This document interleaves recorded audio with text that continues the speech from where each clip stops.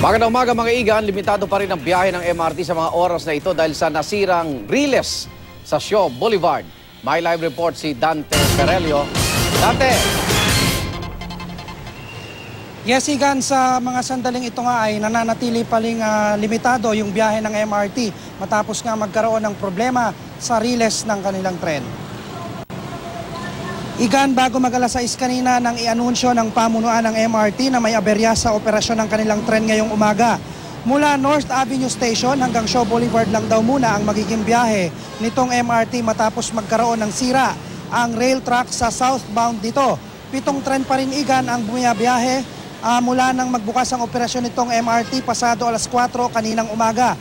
Sa ngayon ay patuloy pa rin ang pagdating ng mga pasahero rito sa MRT. Katunayan ay mahaba na nga rin ang pila. Marami naman sa kanila ang hindi na bumaba ng istasyon at nanatili na lang din sa kanilang mga pila.